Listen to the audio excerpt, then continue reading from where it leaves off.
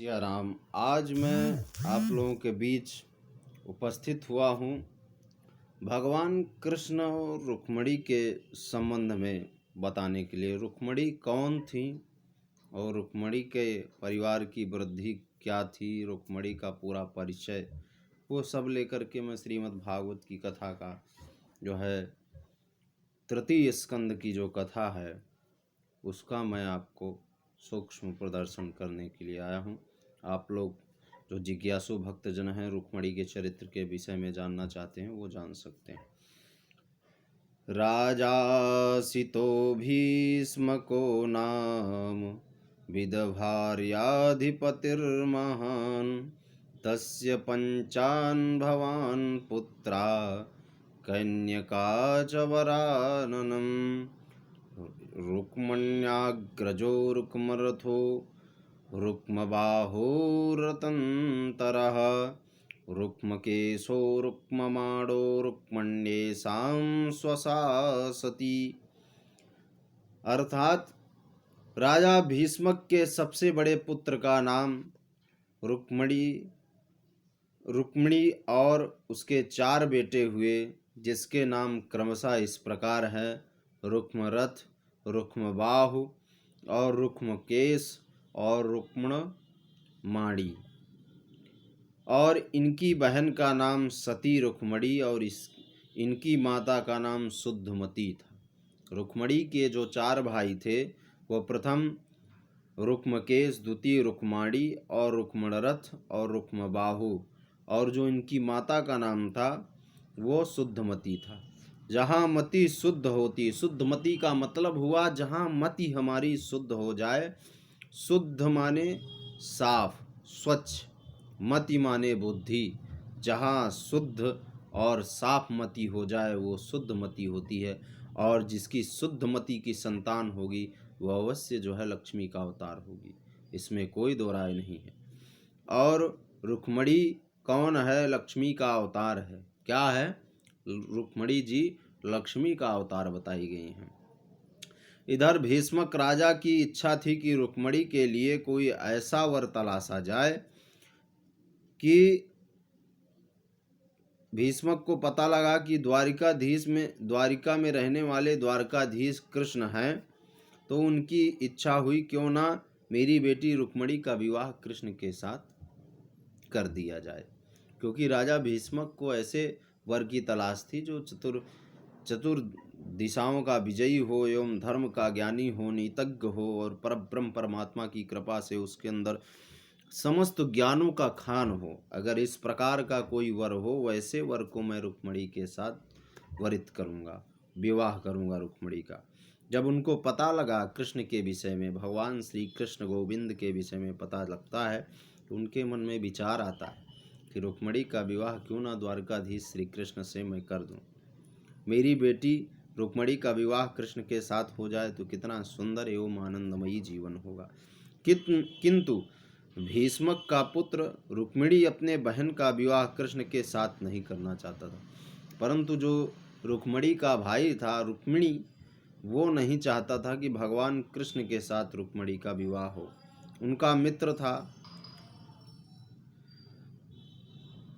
उनका मित्र राजा शिशुपाल था। वह चाहता था कि मेरी बहन रुक्मिणी का विवाह शिशुपाल के साथ हो। किसके साथ? शिशुपाल के साथ। जो उनका भाई था, उनके पारस्परिक मित्र शिशुपाल थे, और शिशुपाल के साथ वो अपनी बहन का रुक्मिणी का विवाह करना चाहते थे। वह चाहता था कि मेरी बहन रुक्मिणी का विवाह शिशुपाल के साथ हो। इधर रुक्मिणी ने शिशुपाल को निमंत्रण भी दे दिया। उसने अपनी बात भी कह दिया शिशुपाल से, और उन्हें आमंत्रण दिया कि तुम बारात लेकर के हमारे यहाँ आओ। और इधर कामी शिशुपाल अपने सभी सगे संबंधियों को लेकर के, इष्ट मित्रों को लेकर के कुंडिनपुर आ गया। वह रुक्मिणी के गांव, रुक्मिणी के क्षेत्र में आ गया बारात लेकर के। शिशुपाल बड़ा कामी था, काम के मोह में अंधा था। उसने जैसे ही रुक्मिणी को देखा, बस उसका मन रुक्मिणी में ही ठहर गया। इतनी सुंदर थी रुक्मिणी जी कि उनके दिव्य प्रकाश, साक्षात लक्ष्मी का अवतार थी, और लक्ष्मी का अवतार जो होगा उसमें समस्त कलाओं का वास होगा। जैसे उन्होंने देखा, कि रुक्मणी जी जो है रुक्मणी जी के ऊपर उनकी दृष्टि पड़ी तो कामांध हो गया। उसके अंदर इतना काम बढ़ गया, इतना मोह बढ़ गया कि वह अंधा हो गया। समस्त विचारों पर, नीतियों में विचार करना भूल गया। वहाँ से रुक्मणी के विषय में जानने पर, उनकी एक छवि देखने पर उनका ध्यान रुक्मणी के दैहिक सौंदर्य पर पड़ा। जो शिशुपाल का जो ध्यान था वो दैहिक एवं शरीर के जो है भाव पर उनका जो है दृष्टि पड़ी, शरीर के सौंदर्य पर, चेहरे की चमक पर उनका भाव पड़ा और वो मोहित हो गए। उन्होंने ये नहीं जाना रुक्मणी हैं कौन। देखिए, जब साधारण जीव विवाह करने जाता है तो ये इंद्रिय रूपी घोड़ा इसके ऊपर चढ़ कर जाता है। जब साधारण व्यक्ति विवाह करने जाता है तो अपनी इंद्रियों के घोड़े पर, इंद्रियों यानी कर्म इंद्रियां और ज्ञान इंद्रियों के घोड़े पर आरूढ़ होकर के व्यक्ति विवाह करने को जाता है। और जो भगवान विवाह करने जाते हैं तो भगवान इंद्रिय रूपी घोड़े पर चढ़ कर जाते हैं। अर्थात जब साधारण व्यक्ति जाता है तो मानवीय इंद्र, जानवर, पशु के घोड़े पर बैठ करके वो जाता है, परंतु जब परमात्मा जाते हैं विवाह तो अपने इंद्रियों का घोड़ा बनाते हैं और उस पर आरूढ़ होकर के भगवान साक्षात चलते हैं। इधर रुक्मणी सोचने लगी कि मैं क्या करूं, कुछ तो करना चाहिए। रुक्मणी को एक ब्राह्मण दिखाई दिए। रुक्मणी जी ने उनको रोक लिया था और पूछा, हे ब्राह्मण देव, आप मेरा एक कार्य करेंगे? ब्राह्मण बोले, बोलिए देवी, आपका जो कार्य हो मुझे बताओ, मैं संघर्ष करूंगा। रुक्मणी बोली, इसको खाली अपने अंतःस्थित में ही रखना, किसी के सामने प्रकट मत करना ये बात और ये विचार। वह ब्राह्मण बोला, हे देवी बोलो, मुझ पर विश्वास करो। वह सुदेव नाम का ब्राह्मण रुक्मणी से कहने लगा, कहो देवी। इधर रुक्मणी ने सुदेव नाम के ब्राह्मण पर विश्वास किया और उन्होंने कहा कि भूदेव, मैं श्री कृष्ण से विवाह करना चाहती हूँ, उनसे सुना दो, वह तो आनंदीय होंगे। तुम धन्य हो जो तुम भगवान श्री कृष्ण से विवाह करना चाहती हो। ब्राह्मण ने कहा, धन्य है देवी, तुमने जो मांगा है, जिससे विवाह करने की इच्छा रखी है, तुम्हारे तो जो है चिंतन और तुम्हारी सोच का तो पारावार ही नहीं है। जीव तभी धन्य होता है जब उसका ईश्वर से विवाह होता है। कह रहे हैं ब्राह्मण, उनको उपदेश दे रहे हैं कि जीव का जब भी कल्याण होता है जब भगवान से विवाह करता है। मनुष्य से विवाह, स्त्री से विवाह, उससे संबंध, इससे संबंध, वो मित्र है, ये पारस्परिक, सब व्यथा है, सब व्यर्थ है। अगर सच्चा संबंधी है तो परमात्मा है, सच्चा जीवन साथी है तो परमात्मा है। उन्होंने कहा कि रुक्मणी, तुम्हारा विचार तो बड़ा ही सुंदर है, तुमने भगवान जगदीश्वर से विवाह करने की इच्छा रखी है। धन्य हो देवी, तुम्हारे विचारों को मैं सत सत वंदन करता हूँ। परंतु जीव है कि धन से विवाह करना चाहता है। जीव जो है, साधारण पुरुष, हम जैसा मानव, धन से विवाह करना चाहता है और वो भगवान से विवाह नहीं करना चाहता। अगर भगवान से कर लेगा तो उसे धन की अभिलाषा ही नहीं रहेगी। उसे धन, वैभव, यश, कीर्ति की अभिलाषा है, इसलिए वह धन से विवाह करता है। दौलत से विवाह करना चाहता है, ईश्वर से करना चाहता है, मान और प्रतिष्ठा से करना चाहता है, इसलिए जीव दुखी होता है। इसीलिए वह अनन्य प्रकार के, नाना प्रकार की यातनाएं भोगता है, क्योंकि वह धन से विवाह करना चाहता है, परमात्मा से नहीं करना चाहता। अगर वो परमात्मा से विवाह कर ले तो आनंद ही क्या है। इस जीवन मरण के बंधन से मुक्त होकर भगवान की जो है पार्षदों के बीच रहना और भगवान का चिंतन करना, भगवान का दर्शन करना परम आनंद है, सौभाग्य की बात। जब तक ईश्वर के साथ विवाह नहीं होता तब तक वह सुखी नहीं रहता। जीव ईश्वर की पत्नी है। और कबीर दास जी ने एक सुंदर पद लिखा है, दुल्हा गाँव मंगलाचार। उन्होंने कहा, हमारे घर आए राजा का भरतार, दुल्हा गाँव मंगलाचार। ब्राह्मण कहते हैं, देवी तुम धन्य हो जो भगवान से विवाह करना चाहती हो। अरे शरीर तभी धन्य हो जाता है जब संत श्री एकनाथ जी महाराज रुक्मणी स्वयंवर पर एक बहुत अच्छा भाष्य लिखा है। उन्होंने कहा, सुंदर आध्यात्मिक वर्णन इस प्रकार है, जैसे भाष्य रुक्मणी जी ने श्री कृष्ण का विवाह शुद्ध जीव और ईश्वर का विवाह कहा जाता है। जो भगवान कृष्ण और रुक्मणी का विवाह वो शुद्ध जीव और परमात्मा का विवाह कहा जाता है। सप्ताह कथा के आखिरी दिन इस विवाह की कथा आती है। विचारों, राजा परीक्षितों को श्राप मिला था और क्या लौकिक विवाह की कथा सुनेगा उसके जीवन धन्य हो जाएंगे। और फिर सुखदेव जी ने महाराज विरक्त होकर के कहा, उन्होंने बताया कि यह लौकिक विवाह नहीं था, अरलौकिक विवाह था। परलौकिक भगवान की कृपा से हुआ था। भले ही शब्द प्रयोग किया गया हो परलौकिक, पर विवाह का, परंतु अर्थ इसका है जीव और ईश्वर के मिलन का। जैसे गोपियों और भ्रमर गीतों में शब्दों का प्रयोग किया जाता है, उसी प्रकार रुक्मिणी और कृष्ण का विवाह जीव और ईश्वर का विवाह कहा जाता है। अनंत अनंत जन्मों से जीव ईश्वर से बिछड़ता है और भगवान जब मिलते हैं तो वह संतप्त हो जाता है, शांत हो जाता है, शांति की ओर जाता है तथा मुक्ति की ओर जाता है। रुक्मिणी की 7 श्लोकों का पत्र लिखा और 7 श्लोकों में मानो योग के 7 अंग उन्होंने लिख दिए। भगवान के लिए उन्होंने 7 श्लोक बनाए और 7 श्लोकों में उन्होंने जो है पूरे जीवन का व्यथा अपने लिख दिया। 8वां नहीं लिखा, और 8वां तो पूर्ण जब होगा जब प्रभु हमारा और आपका मिलन होगा। उन्होंने ये भी बात लिखा कि 8वां श्लोक जब ही पूर्ण होगा जब प्रभु आप आएंगे और मुझसे विवाह कर लेंगे तो आप इस 8वें श्लोक को पूर्ण करेंगे। ये 7 वचन थे नारी के, ये रुक्मिणी जी के 7 वचन भगवान तक उन्होंने पहुँचाया और अंगों का वर्णन कर दिया। इधर मानो ब्राह्मण सुखदेव रुक्मिणी का पत्र लेकर के द्वारिका पहुँच गए। भगवान श्री कृष्ण ने उनका बहुत आदर सत्कार किया, आसन पर बैठाया, ब्राह्मण को भोजन करवाया। फिर कन्हैया ने उनके पास जाकर के हाथ जोड़ करके पूछा। उन्होंने पूरा समाचार बताया, सेवा बताई और धन्य हो जाऊंगा आपके जो है इस पत्र का उत्तर अगर मिल जाए। किंतु किसी हेतु आए हुए विशेष गोपनीय ने हमें यह सब समाचार बताया। भगवान कृष्ण ने अपने ब्राह्मण से पूछा। परीक्षित लीला से मनुष्य रूप धारण करने वाले भगवान श्री कृष्ण इधर ब्राह्मण देवता से पूछकर सारी बात, इसके बाद वे भगवान से रुक्मिणी जी का संदेश कहने लगे। प्रभु, यह रुक्मिणी बड़ी ही सुंदर है, सद्गुणी है, सुशील है, इसके साथ यदि आपका विवाह हो जाएगा तो आप धन्य हो जाओगे। ब्राह्मण ने कितनी अच्छी बात प्रकट किया। ब्राह्मण का कर्म ही है गुणों का प्रदर्शन करना और अवगुणों का हनन करना। उन्होंने रुक्मिणी के विषय में बताया। उन्होंने कहा बड़ा ही सुंदर एवं सुशील कन्या है, गुणवती है, आपके साथ विवाह हो जाएगा तो आप भी धन्य हो जाएंगे और दासी मान लीजिए इसको। यद्यपि ब्राह्मण देवता इस प्रकार जब कहने लगे, प्रभु इसको आप स्वीकार करिए। रुक्मिणी का दिया हुआ पत्र भगवान देते हैं। कन्हैया पत्र पढ़ करके बड़े आनंदित होते हैं। आहा, क्या पत्र लिखा है, देखिए किसी के चेहरे से उसकी भावों का ज्ञान किस प्रकार होता है। अक्षर और भाषा मनुष्य के भेद को खोल देती है। पत्र ज़्यादा विस्तृत नहीं होता परंतु गाकार में सागर दे देता है, अर्थात गागर में सागर का आनंद देता है। इस प्रकार पत्र का जो है आनंद होता है। जैसे बिहारी के दोहे में गागर में सागर था, कहाँ गया उसके दोहे के बारे में भी है।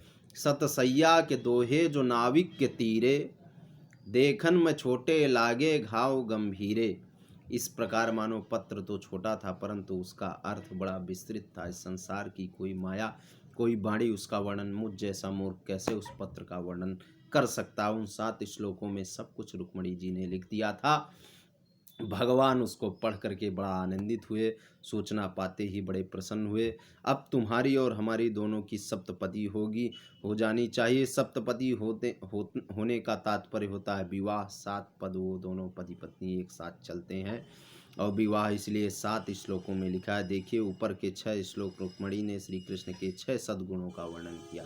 भगवान श्री कृष्ण के 6 गुणों का वर्णन किया। पहले श्लोक में ऐश्वर्य और दूसरे श्लोक में उनके यश का वर्णन किया और तीसरे में ज्ञान का और चौथे में वैराग्य का और छठे में भक्ति का और 7वें में मोक्ष का फूट गया। इतना अच्छा उन्होंने वर्णन किया। और भगवान जीव जब शरण में जाता है भगवान की तो समस्त गुणों का बखान कर देता है। सुंदर पत्र था। रुक्मिणी जी पत्र में लिखती हैं, त्रिभुवन सुंदर आपके गुण सुनने वाले के कानों में, रास्ते में हृदय में प्रवेश जब करेंगे तो एक एक अंग उसका जन्म जन्मांतर पवित्र हो जाएगा, निश्चल होगा। श्रुत्वा गुणानाम भुवन सुंदर श्रुताम ते, निर्विश्यतम कर्ण विवर्ण रतो गताम पहनम।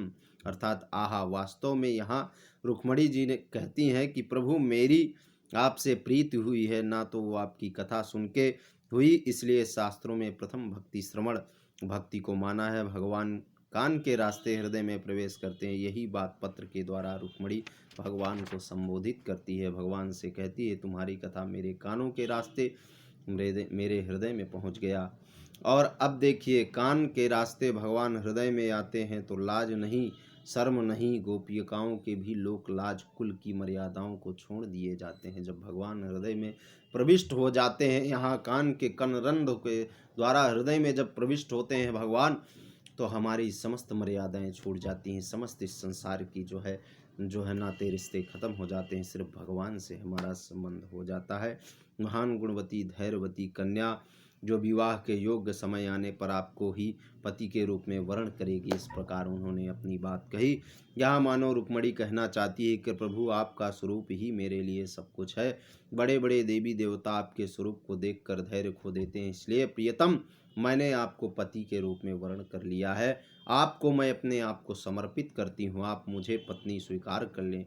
प्राण वल्लभ ऐसा नहीं है जैसे सिंह का भागा हुआ सियार छू जाए, अर्थात शिशुपाल निकट से आकर मेरा स्पर्श ना कर ले।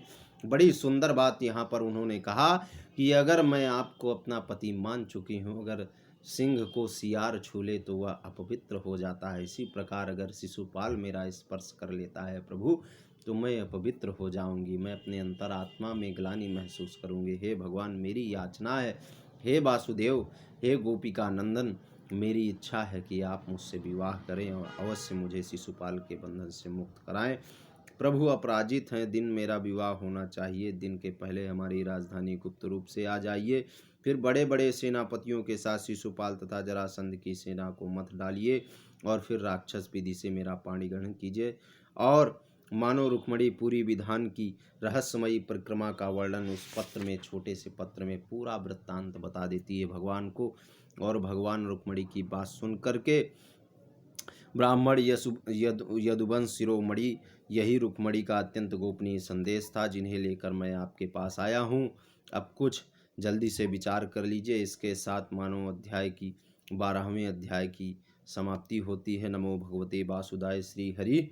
और वैरदभ्याम तु संदेशम निशम्य यदुनंदनः प्रगृह्यताम पाणिनाम पाणि प्रसंयते ब्रवीत। सुखदेव जी महाराज कहते हैं कि परीक्षित रुक्मणी का संदेश सुनकर भगवान कृष्ण ब्राह्मण का पकड़ लिया, और कैसे पकड़ लिया, जैसे ससुराल वालों को साथ हंसी मजाक होता है, इस प्रकार ब्राह्मण के साथ उन्होंने बर्ताव किया। ब्राह्मण देवता हाथ पकड़ ले गए, क्योंकि हमारा ससुराल वाला हुआ और ससुराल वाले के साथ हंसी मजाक कर सकते हैं, इसलिए हाथ पकड़ करके कन्हैया हंसते हुए बोले, हे ब्राह्मण, जैसे रुक्मणी मुझे चाहती है वैसे ही मैं उसे चाहता हूँ। मेरा मन तो सदैव उस पर रत रहता है, मुझे तो रात के समय भी नींद नहीं है।